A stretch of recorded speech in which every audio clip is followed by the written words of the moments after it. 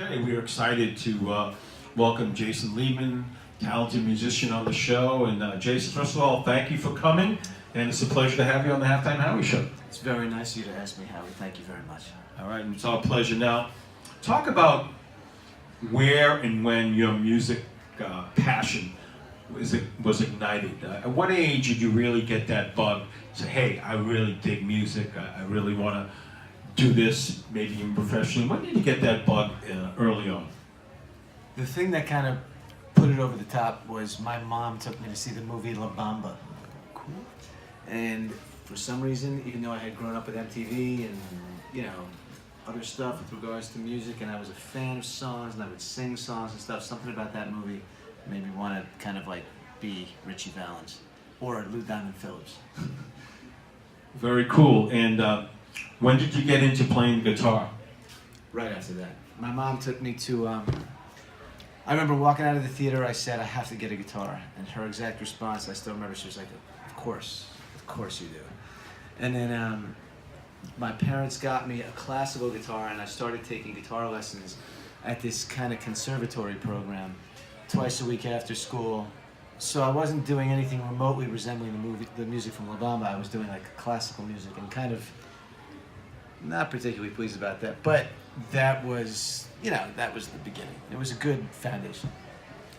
And when did you get serious where you started performing on a fairly regular basis, you know, doing gigs and stuff like that? I got serious about it in high school. I had some friends in high school that were also musicians, and one of my friends, who's still one of my best friends today, who was by far the best musician that we had in our school. And he kind of coaxed me into being in a band with him. And it was just fun. And like the music that we were listening to, we were playing. And then once I got to college is when I started kind of finding opportunities to gig on a regular basis.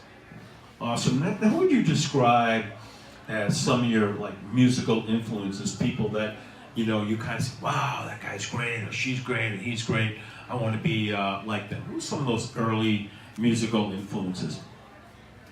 Pearl Jam, Slash from Guns N' Roses, Kurt Cobain, the Black Crowes, certain bands like that, U2. I remember, you know, kind of like the big rock bands of that time were.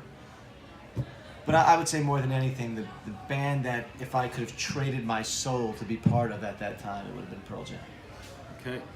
And by the way, it's funny, whenever I hear Pearl Jam, I always think of Theo Epstein, who's the general manager, actually the president of the Chicago Cubs, because he always says his favorite band is Pearl Jam. And he followed them when he was the GM of the Red Sox, and then from Chicago, they're at Wrigley all the time. So whenever you think of them, Pearl Jam, Chicago, and you must love watching them in concert.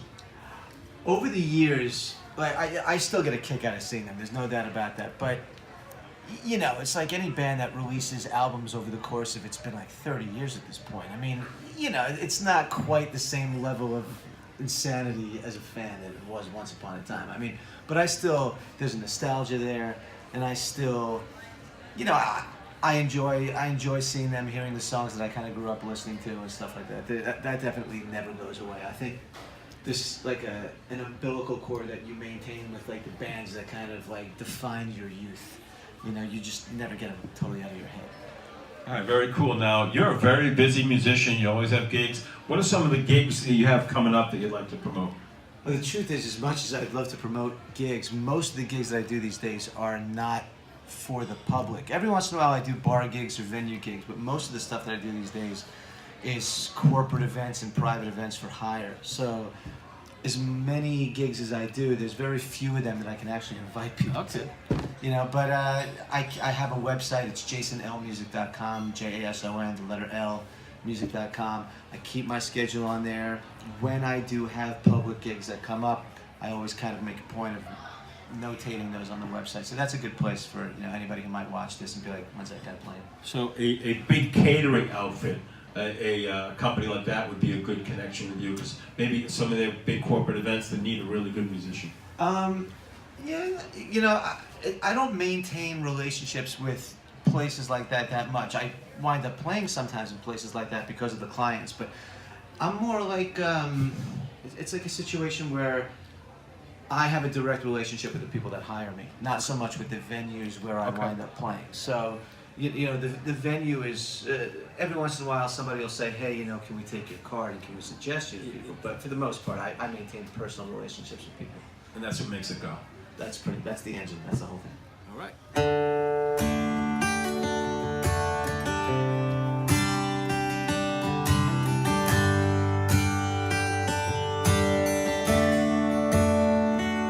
But there are lights, she always finds you. She's the crowd behind you.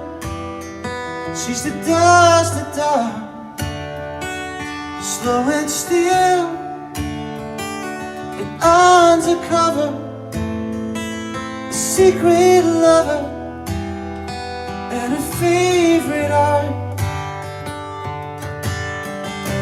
And what your girlfriend don't know is she got some competition.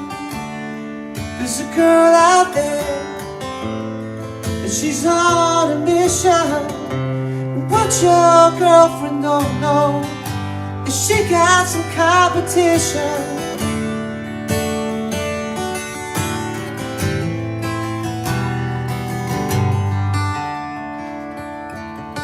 There are loves, there are transgressions that become obsessions. She won't stop, and what you thought was a one-time thing ain't no one-time thing to her damaged heart. And what your girlfriend don't know is she got some competition. There's a girl out there and you're her ammunition. And what your girlfriend don't know, she got some competition.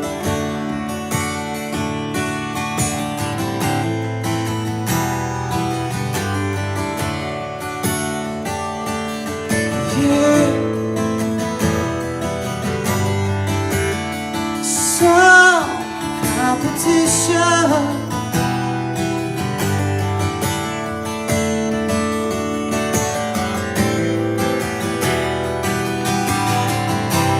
What your girlfriend might know is you got a reputation.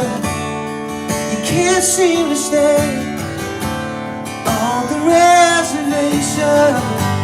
But what you made of hope for is some adoration that you equate to burning rain.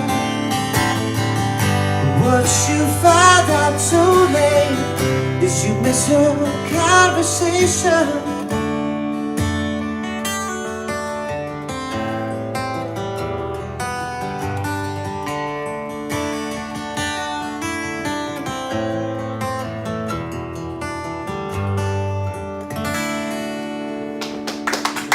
Thanks, everybody.